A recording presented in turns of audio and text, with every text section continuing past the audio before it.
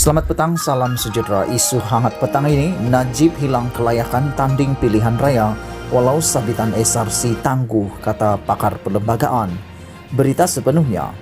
Walaupun Najib Razak telah mendapatkan penangguhan atas sabitan jenayahnya dalam kes SRC internasional, bekas Perdana Menteri itu masih tidak layak untuk bertanding dalam pilihan raya sementara menunggu rayuannya di Mahkamah Persekutuan selesai.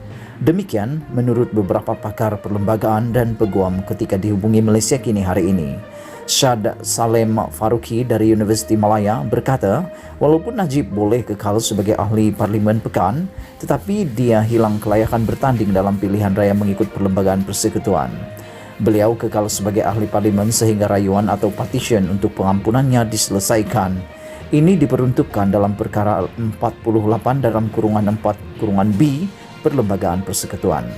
Tetapi dia serta-merta hilang kelayakan untuk percalonan, bertanding pilihan raya atau pelantikan ke mana-mana dewan jika dia sabit kesalahan dan dijatuhkan hukuman penjara setahun atau denda Rm2.000.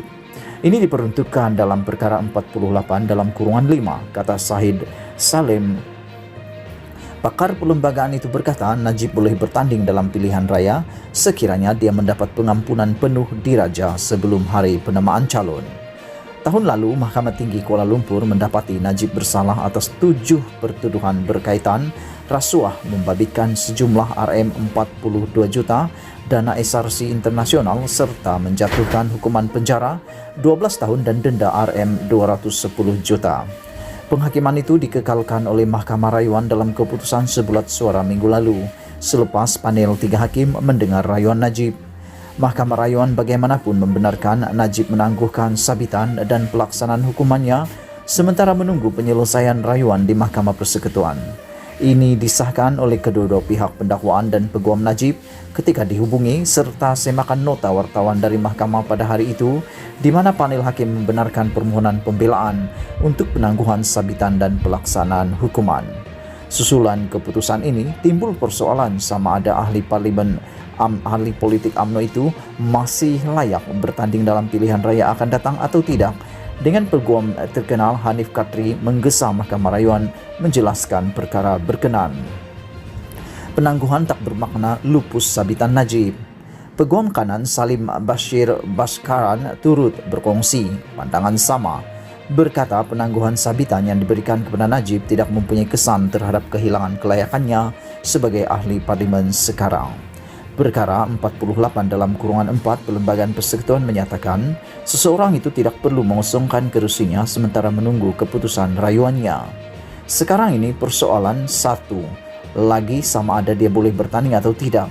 Dalam keadaan ini kita perlu merujuk subsection 5 perkara 48. Subsection itu mengatakan seseorang yang telah disabitkan bersalah dia tidak boleh menjadi ahli parlimen, tak boleh dicalon, tak boleh dipilih jadi ahli parlimen. Walau ada penangguhan, ia tidak ada apa-apa kesan kedudukan Najib sebagai MP sekarang. Tetapi kesan sama ada dia boleh bertanding atau tidak, itu tertera dalam perlembagaan dan perlembagaan cukup jelas. Perkara 48 dalam kurungan 5, kata dia tidak boleh katanya. Menurut Salim, Najib hanya boleh bertanding pada pilihan raya akan datang jika dilepaskan oleh Mahkamah Persekutuan. Kalau tak lepas, maka itulah pengakhirannya. Kalau PRU sebelum keputusan Mahkamah Persekutuan, dia tak boleh bertanding jelasnya. Seorang lagi peguam Syed Iskandar Syed Jafar Al-Manzar berkata, perintah penangguhan tidak bermakna sabitan Najib telah dilupuskan. Menurutnya, terdapat kes rujukan di India apabila Perdana Menteri India ketika itu, Indira Gandhi, disabitkan dengan kesalahan pilihan raya oleh Mahkamah Tinggi Allahabad.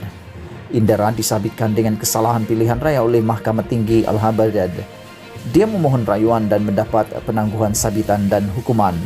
Dia kemudiannya memberitahu Mahkamah Agung India bahawa sabitan kesalahannya telah ditangguhkan dan dengan itu dia boleh bertanding dalam pilihan raya. Bagaimanapun, Mahkamah Agung berkata tidak, kerana penangguhan itu hanya menunggu rayuan dan ini tidak bermakna sabitan itu dilupuskan.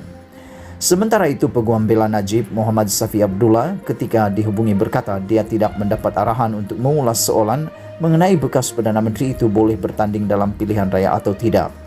Bagaimanapun tegasnya, kebimbangan utama mereka dalam memohon penangguhan Sabitan adalah kedudukannya sebagai ahli parlimen.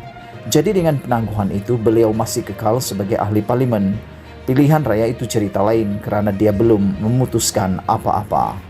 Sekian isu hangat petang ini. Jangan lupa tinggalkan komen Anda, tekan butang subscribe dan kita jumpa lagi. Bye-bye.